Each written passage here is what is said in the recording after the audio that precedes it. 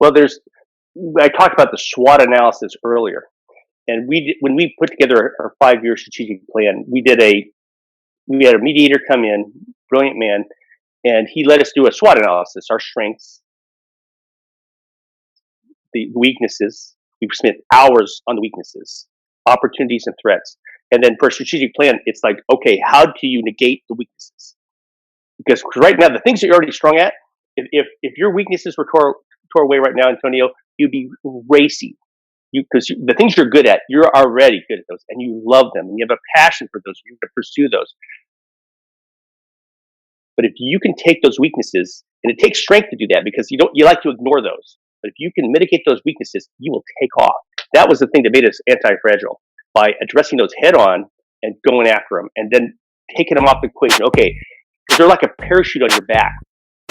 Welcome to the Movement Code Podcast, where we help you decode movement, health, and lifestyle so that you can expand and grow.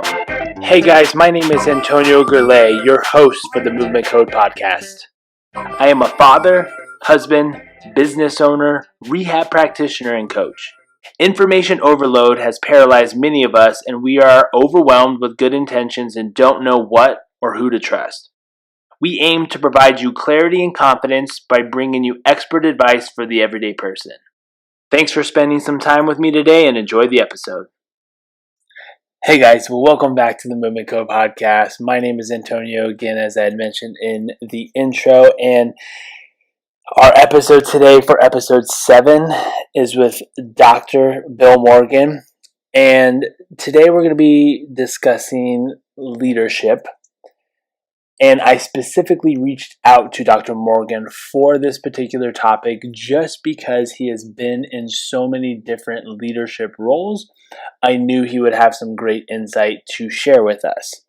Now, currently, as it stands, which you'll hear in just a minute once I introduce him, he is the president of Parker University, which is down in Dallas, Texas.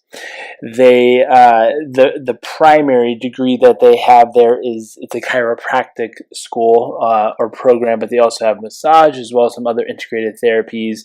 And what he has been able to do as a leader at Parker is nothing short of phenomenal in the short time he's being there. And if you ever get the chance to meet him, and hopefully you can just tell by listening to him, he's got so much energy and enthusiasm, and when he has an idea, he runs with it.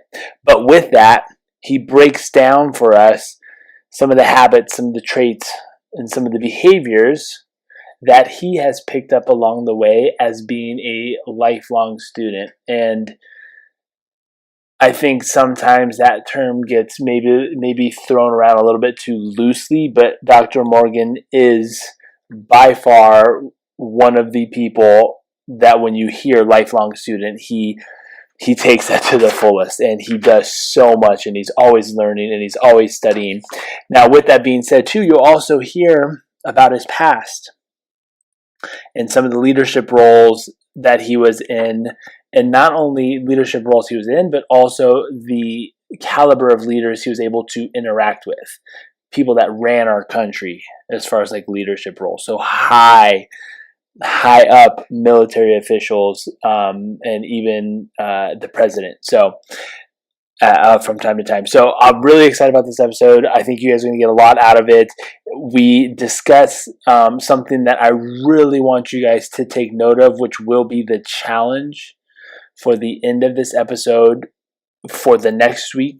And what I want to really encourage you to do, and you might already have your own audit system, which is great, but we go over what's called the SWOT analysis. And I had not come across this before, and Dr. Morgan breaks this down beautifully, and it's something that I've been implementing on a daily basis, on a weekly basis, and now I'm trying to expand it out further and further for my own personal development, using this SWOT analysis to become a better leader, not only in my business, not only in my community, but especially with my family and those close interactions and relationships that I have. So, long-winded pre-roll, I apologize, but we're going to get into the episode, guys, and I really hope that you enjoyed this as much as I did, and you get some great benefit out of this. So, enjoy. All right, thanks again for joining us, folks. Today on the Movement Code podcast, we have Dr. Morgan. Dr. Morgan previously served our country in the Navy. He is a chiropractor, an author, and currently the president of Parker University in Dallas, Texas. Welcome. Thank you, Doctor. Of course, of course. Now, how long have you guys been in Texas again? 4 years. 4 years. Here 4 years ago. That's awesome. And I'm just curious, how many different states have you lived in? Oh my goodness. I don't know. Probably 10. Missouri, I don't know. Missouri, Colorado, California, Hawaii, Maryland. Maybe not 10. Texas. Let's see, where else have I been in the Navy? A couple other places. So when did you live in Colorado? I didn't know you were in Colorado. Oh, back in the early 60s. Oh, nice. So, what part of Colorado? Little place called Denver. Oh, yeah? How long? Yeah, you've heard of it. I have heard. Just a couple years. Yeah, a couple years. That's awesome. So I'm curious, though, now living in all those different areas, what's been one of your favorite things about Texas? Oh, it's easy to live here. Texas is easy to live here. It's easy to get around. The gas is cheap. It's Texas, and it's Texans. Texans are awesome. That's awesome. That's awesome. Well, we sure enjoy coming down. For those who are clinicians, chiropractors, Parker puts on phenomenal seminars and events. So we go down for Parker Dallas, which is in October. And recently we were able to attend Parker Vegas this last year, which was unlike anything we've ever attended. So if you are a chiropractor or a CA, be sure to check those out because we have an absolute blast and the speakers are always phenomenal. So we'll put a short plug in for that. Hey, thank you. Yeah, we have a lot of fun with those seminars. Oh my gosh, it's awesome. It's awesome.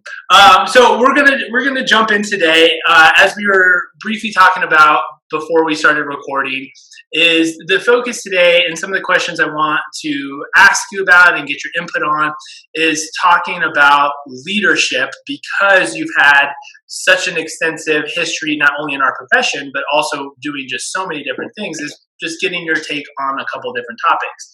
So as a military man, a business owner, and a chiropractor previously for the VA hospital, and now president of a college, what are some of the traits or characteristics that you have consistently seen present or come forth from you that allow you to succeed so well in those roles?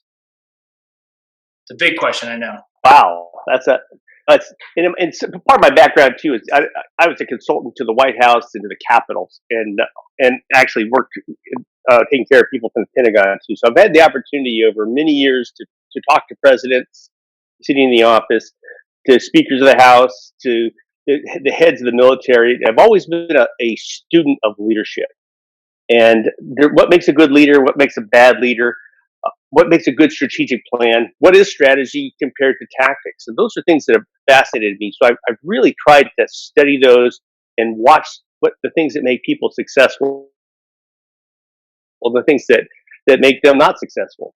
And I think there's some skills you can pick up, but certainly being decisive is a really important skill. It's better to implement a good plan today than a perfect plan a week from now. And especially when there's crises. We were just talking, we had a tornado hit our campus 6 months ago, and it destroyed 8 out of 14 buildings. We were closed. We weren't closed at all. We just shifted our students to online, and then within a week, we'd have everybody back on campus. By being decisive, we grabbed the generators before anybody else in Dallas did. We grabbed the portable buildings before anybody else did. We grabbed pavilions. We decided we're going to do this in a week. We hired the disaster relief companies that there's only a couple of them in the country before somebody else did. So we had 300 workers working around the clock cleaning up our campus. By making that early, we didn't miss a beat.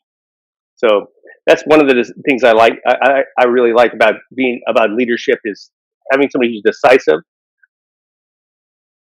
also being fair, and knowing where you're going. Have a clear compass of where you're leading your organization, to know what is true north.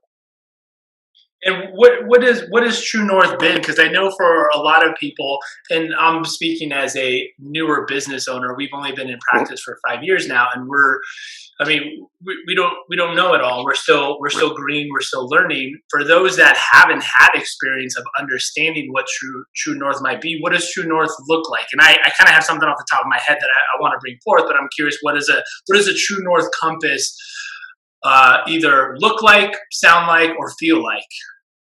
Well, it's going to be different for me than it is for you. And I've been in practice myself and raised a family out of the practice, and had thousands of patients that relied upon me to make decisions, make sure I was there for them. I think it's important that one of the goals should be for a small business person is you owe it to your patients, your clients, your family to be successful. You need to make sure that if you're successful, you never make a decision based upon financial needs. It's always what's Mhm. best for your patients. We undergo something called a SWOT analysis periodically. It is basically an acronym that stands for strengths, weaknesses, opportunities, and threats. When we closed for the coronavirus outbreak, called an immediate meeting. Okay, let's do a SWOT analysis with my leadership team. What are our strengths? Well, we were financially responsible. We had enough capitalization to move. We had no debt. Then we looked at weaknesses, places where we might have areas we need to shore up. And then the big thing was, what was the opportunity when the coronavirus hit? We were already well equipped to transition to online learning, to distance learning. And then finally the threats. We identified all those things, and what happened is through the coronavirus, our organization actually grew. Um, we were able to expand. The tornado that happened 6 months ago, we actually had a growth that took place, and we're rebuilding the campus brand new. The portions that were damaged, we're adding a 21,000 square foot modern gym that's going to be the envy of all in Dallas Fort Worth. It's going to be great. But by knowing where you're going and what the goals are, you always go back to it. Well, how does it align to our strategic plan? Does that get us to that goal that we need to have? Yeah, no, and I think that's super valuable. And one of the things, like my wife, for those of you who don't know, uh, was actually an intern for Dr. Morgan out at Walter Reed. So she got to spend 6 months with Dr. Morgan learning at the hospital, which, as she talks about it still every day, one of the best experiences of her life. And we consistently have these conversations about how do we want our life to look, what are the goals, and more importantly, what's our true north, what do we feel is right versus wrong, and how do we implement that into our practice to best serve our patients so that we are making decisions based on best interests and not financially. And it's challenging because you see, and it's not even in the chiropractic profession, it's well seen in any industry, those that are doing things on a monetary basis, which we want profit, but how things can be manipulated in unfortunately wrong ways in order to make more money. It's just true. If you're honest, like we're honest, when I address prospective students, I tell them, if this is not the right profession for you, we actually don't want you coming here. If this is not the right college, we don't want you here. We want to find the right fit here. And if it's not the right place, we want you to go to that place. People see through insincerity very quickly. I mean, you can tell when somebody's not being honest with you. We all can. So being authentic, being honest, and part of my goal is help you reach your goal. And if that's here, great. But if it's not here, I'll help point you to the place it's going to be. Oh yeah, hands down, and honestly too, that makes us feel so much better as a clinician to be. Well, I guess it depends on the person, but I feel humbled that maybe I need to expand my knowledge in certain areas, knowing that I don't know enough about a certain thing. But B, I feel that if I can provide someone else with a better service in mind, that again is ultimately in their best interest. So that makes me super happy because they're going to get what I can't give them. I know I can't serve everybody. I remember when I was in private practice before I worked for the military. I remember I was sort of getting these referrals from this particular patient of mine. People would come in. I was referred by, would say this patient's name, and I couldn't even remember who that was. So I went back in the chart notes and dug it out. And then I remembered it was somebody who came in to my office, and I told him I couldn't help him, and I didn't accept him as a patient, and I didn't charge him for the visit. And so he would subsequently tell these other patients, so if he can help you, he's going to tell you. If he can't, he won't. Yeah. So I had one of my biggest referral sources was somebody I didn't even accept as a patient. Wow, that's awesome. That's crazy. Yeah.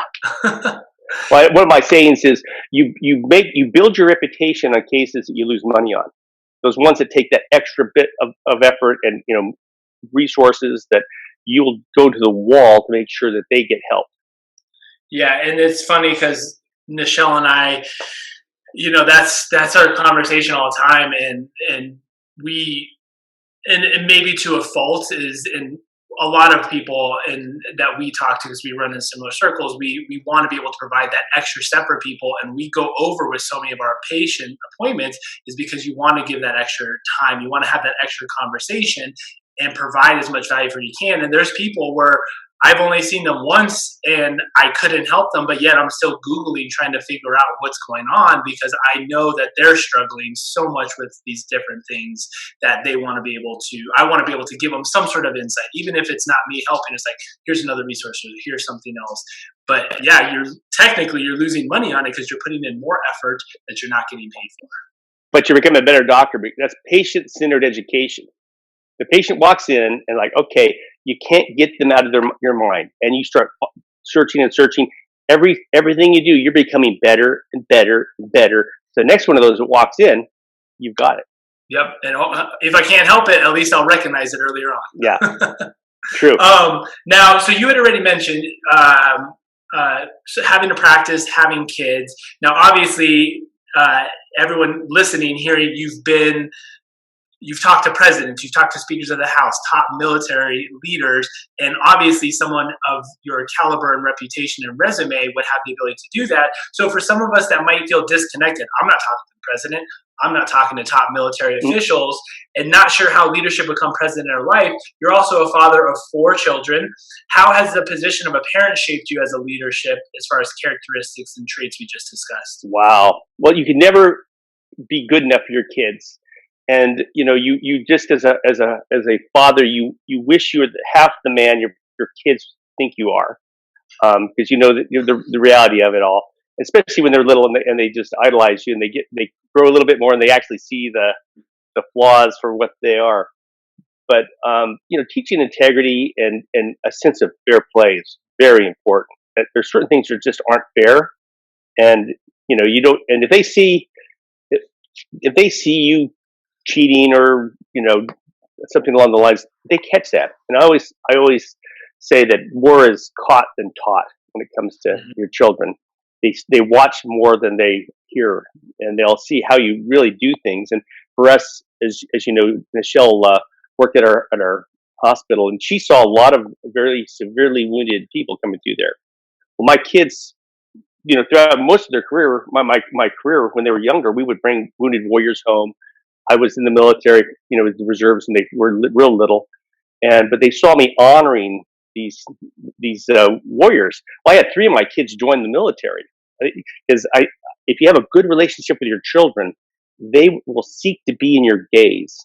So if what you put your eyes upon, be careful what that is, because they'll want to be honored like you're honoring those other folks. So, and Claire and I didn't really push their kids to go to the military, but they sought it out for service. And I think it was partly because I had a good relationship with them, and they wanted to be honored by me. And so I kind of put a heavy burden on these guys. So just be real careful what you put your focus on. I think that's such a good point. And one thing that I have, what are the ages of your kids, real quick? 30, 29, 24, and 19. 19. So I have a 4.5-year-old, a 2-year-old, and a 2-month-old. And so I am new to the game and drinking from the fire hose. And the thing that I have learned the most, as you were talking about how flaws, and we all have flaws. It's not that flaws come out, but I think having kids or having that relationship with someone that you're not that everyone has to have kids, but having a relationship with someone who you are responsible for as far as their welfare and their well being and everything else really highlights your flaws as they come out. Because what I've noticed consistently, especially with my son, who is the oldest, my oldest son, is he challenges me a lot. And when I am getting into arguments with the toddler, which is not a winning battle, but when we get into these arguments or discussions, I don't see my face, but I'm getting upset with him for the exact things that I don't like about myself. And it's almost like I'm not reprimanding, but I'm going through this disciplining process. And then I literally am sitting there and I'm like, shit, that's me. Oh, it's horrible. The things that hurt the most that your father would say to you, I've at one point, I've seen them come, or I've heard them come out of my own mouth, like, oh my god, the thing I said I would never say, I just said. And there's certain things, and of course you have to seek forgiveness with that, and just really guard your heart, and they're all individual anyway. But I think they're already perfect. Yeah. But I think that's very useful information, though, because many of the patients, obviously, we have, they're in a similar stage of life of us, and that's obviously one of the things that most of us are not struggling with, but trying to work through is how to be a good parent. Sorry, I'm getting a little audio kickback here. Yep. Let me know when you figured that out. Yeah. Yeah, you sound good. Perfect. Yeah, but I'm hoping this will be beneficial for some of the listeners because, we're all in this together, but there are ways and opportunities for us to take what we're learning in different areas, i.e., if you're a business owner, that can help you technically with being a father. And if you're a father, in my opinion, that's definitely helped me be a better business owner just based on decisions I'm having and more importantly, based on just the conversations I'm having with patients and clients. That's true. And you asked earlier, for people who don't have experience to talk to these great leaders, you actually can listen to them. There's recordings of lectures from leaders. There's books to read. And in fact, there's actually too many books on leadership and success. And I read quite a lot. And I'm reading one right now called Antifragile, which is very interesting. It's basically, I chose that because of the two disasters that overtook us. And there's certain, there's people who are fragile, or organizations that are fragile. There's others that are robust. And then he had to coin his own hyphenated word, anti-fragile, because that word didn't exist in the English language. And it really means that when disaster comes, you actually get better. And we've set up our organization where from the tornado, we got better. This COVID virus, we got better. And I anticipate if there's an economic downturn, we are actually set to grow with that as well. That's the book I'm reading right now, but I'm always reading books. Some are terrible, some are good, and you just pick those little tidbits out of them. Yeah, no, that's awesome, and we're hoping that we've obviously been able to bounce back fairly well from this whole COVID thing. It's been obviously a lot harder for a lot of people, but we're trying to make ourselves anti-fragile as well, and we've been doing a good job of preparing for things to make sure we're doing things smart. So as I was stating, I'm a new parent, drinking from the fire hose, but I know it shaped me in different ways. What advice we've kind of touched on this, but if there's anything we just pulled out from maybe the last 5 minutes of our conversation, what would be one of the main pieces of advice you would give to newer, younger parents such as myself stepping into those leadership roles? Is it more forgiveness? Is it slowing down? So for new parents who are stepping in leadership roles with others, or I would say in the new leadership roles as parents, working with their family as the leader of their family. Oh, give them time. Give them lots of time. Give them lots of love, and give them a lot of good memories. And the other thing is, as a man, I would say the best thing I could do for my kids is to love their mother. and that's that. But also that you want to make sure that they have a memorable childhood, and that they have memories of whether it's playing board games together or going on bike rides. That they, as you get older, that they're going to have happy memories of their childhood. It's not all going to be rosy. There'll be struggles in everyone's life, but I think it is important to create those memories for them. I love it. So, talking with, you've been in a number of positions where you've been able to chat with many leaders, obviously reading a lot of the leadership books that are out there, which is, it is an extensive list. It's kind of impressive how many books are on leadership. But obviously, one of the things that we hear as chatting with other leaders, it's not supposed to be easy. Just like anything else that's rewarding in life, while the calling or message we are trying to share motivates us, where else do you find either inspiration or motivation? Well, it's I like a challenge, and I like Greek Stoic philosophy. By the way, I don't know if you're familiar with that at all. It's basically it comes from Seneca and Marcus Aurelius, but a lot of to put it shortly or in a brief statement, it's basically the obstacle is the way. If you're hitting resistance, you're probably going the right direction. Recently, I took a stand publicly on a position I could have left it alone, and I got attacked by some naysayers along the way. I mean, really nasty attacks, vulgar, horrible attacks. It was great. They did more to define who I was than the people who were supporting me. It was crazy. It's basically there's these evidence-based organizations, of which 3 were listed, mine, and then everybody else. And I was listed as one of those, as but the people who were the haters. And with it, we actually grew. It actually helped our situation in life.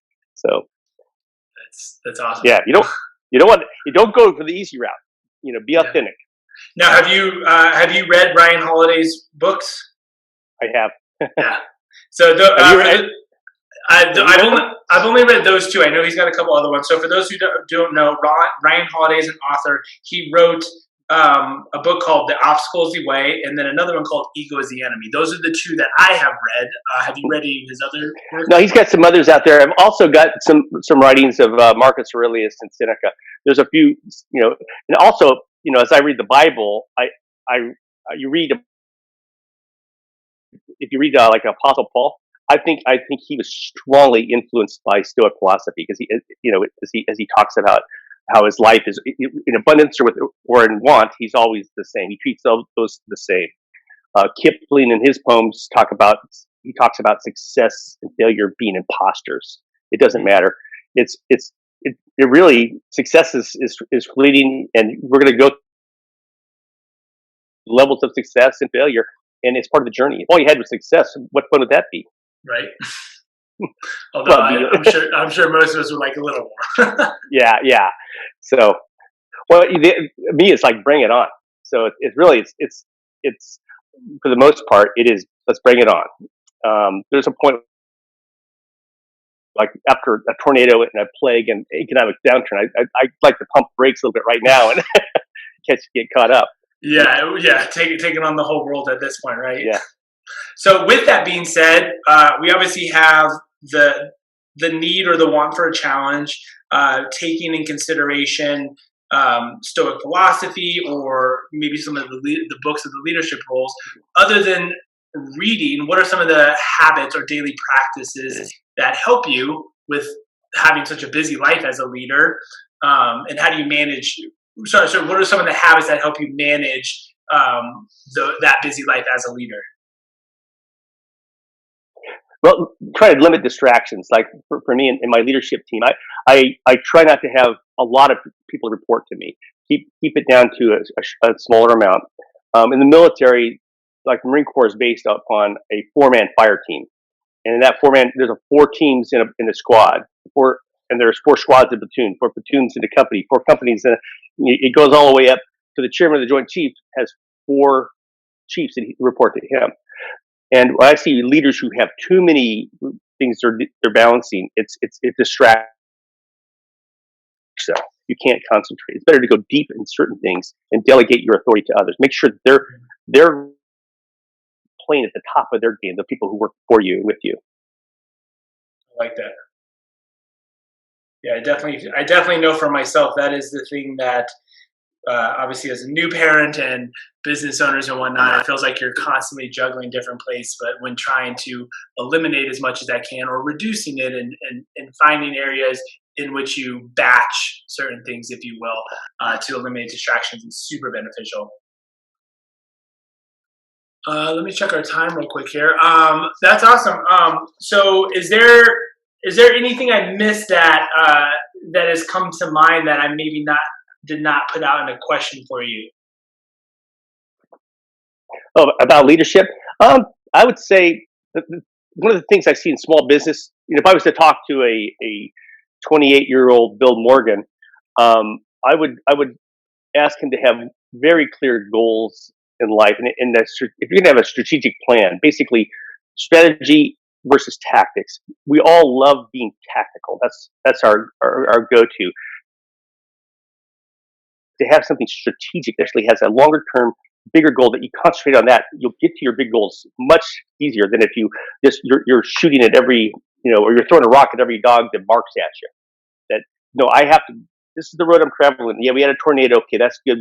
But we're still traveling this specific goal. This is where we're going. So when somebody comes to me and they ask, "Hey, I'd like to fund this project at the college," I can hand them the strategic plan. How does it fit into the strategic plan? If they can point it to me, we'll fund it. If it doesn't, then we're chasing a rabbit hole, a rabbit down a hole. So stick with the plan, or at least with the goal, but being agile enough so when opportunities come up, it's like, wait a sec, there's an opportunity here. It's not exactly my plan, but that's a really good thing right there. You can pivot a little bit. So and knowing what's important and what's not. I was just listening to a podcast the other day, and that was the main thing that they're talking about is as far as like a developmental type of pyramid, tactics is being at the top. Everyone wants to focus on tactics, and I am super guilty of this on a day-to-day basis. I'm like, okay, I need to do this, I need to do this, I need to do this, and it gets just too scattered. But then boiling it down to the foundation is what's coming back to the strategy to realign the directions that are actually worthwhile, right? It's the 80-20 rule to some degree. Mm-hmm. We'll have the distractions. And yeah, but it automatically prioritizes your day then too. Does it get me to the goal that Michelle and I have set for our family? Exactly. Does it to launching our children as healthy young adults? Is this going to move us towards that? So there's some foundational things that are bedrock in a relationship or a business that you want to maintain integrity and basically a durability. They should be part of that should be part of your strategic plan. How do you earn the trust of those who come to you? Now, with that being said, I'm trying to leave the listeners a challenge for the next week when the next episode would drop. A challenge, whether that would be, and I'll kind of ask the question and give you a second to think about it because I want you to be involved in this. Is there a particular is there a particular habit or something that we can challenge the listeners to do either daily and over this next week that would help them with their leadership process? Again, everyone might not be in a leadership role as far as president of a college, a business owner, or a parent quite yet, but I think it's fairly safe to assume that most of us express leadership in some avenue in our everyday lives, right? Mm-hmm. I think it's Chris Voss. He talks about negotiations. I'm not sure if you've heard his name before, but every day is a negotiation, right? So we have to exhibit some sort of leadership, whether that's even just to ourselves on a daily basis. So there are things that each and every one of us, I think, can do on either a daily basis over the next week, or is it a strategy that we work on developing over the next week? What in your mind, or what ideas do you have that we can challenge the listeners with? Well, I talked about the SWOT analysis earlier, and when we put together our 5-year strategic plan, we had a mediator come in, brilliant man, and he let us do a SWOT analysis: our strengths, the weaknesses, we spent hours on the weaknesses, opportunities, and threats. And then for a strategic plan, it's like, okay, how do you negate the weaknesses? Because right now, the things that you're already strong at, if your weaknesses were tore away right now, Antonio, you'd be racing. Because the things you're good at, you're already good at those, and you love them, and you have a passion for those. You pursue those. But if you can take those weaknesses, and it takes strength to do that, because you like to ignore those. But if you can mitigate those weaknesses, you will take off.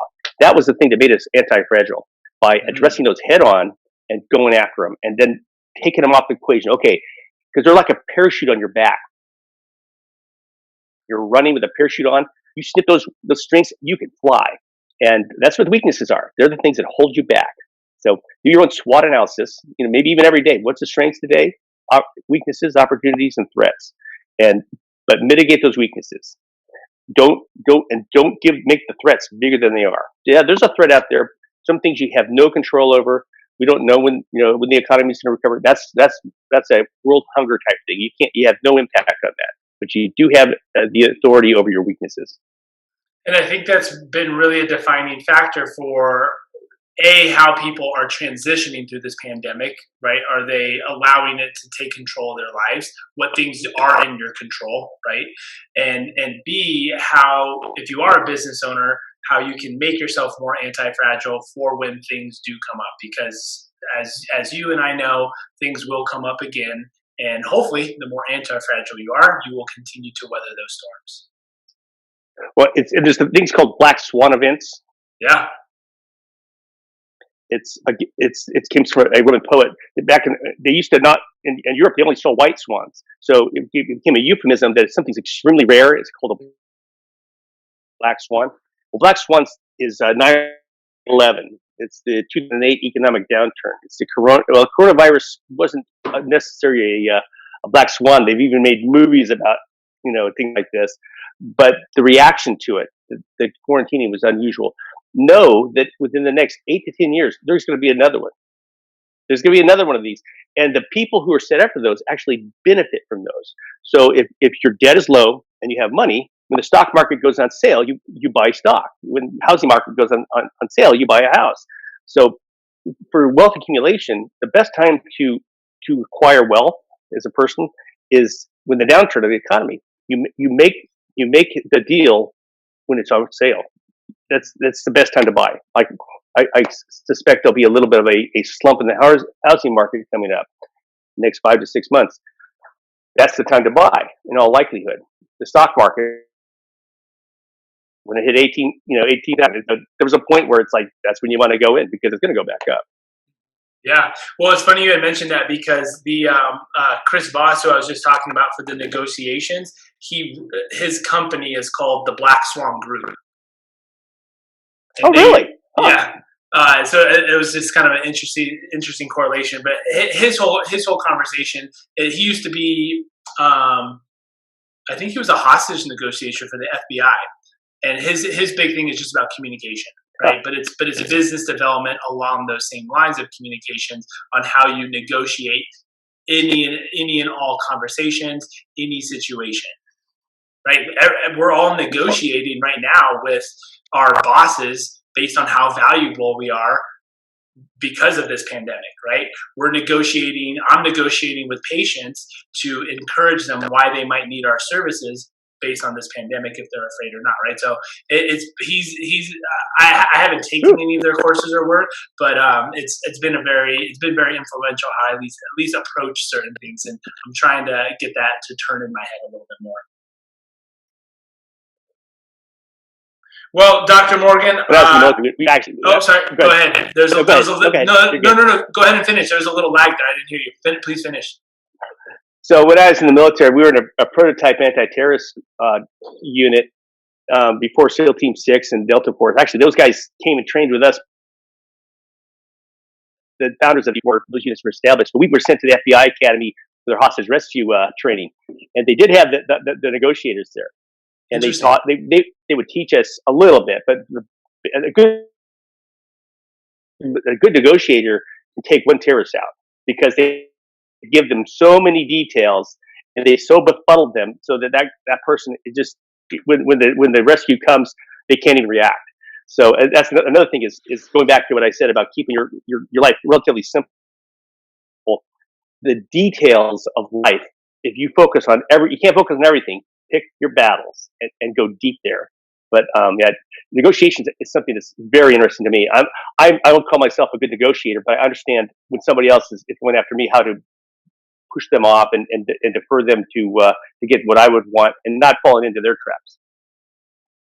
Yeah, that I think that's vital, because I know earlier on when I was new, when we started our practice, my son was born, I think maybe 4 to 6 months afterwards. And so it was, so many new different things going on. And I was that person who was literally trying to get involved in every little thing. And it just wears you out. It just tires you out. And then I started to actually realize it's like, I don't even care about all this side or all of this stuff that's taking so much of my time.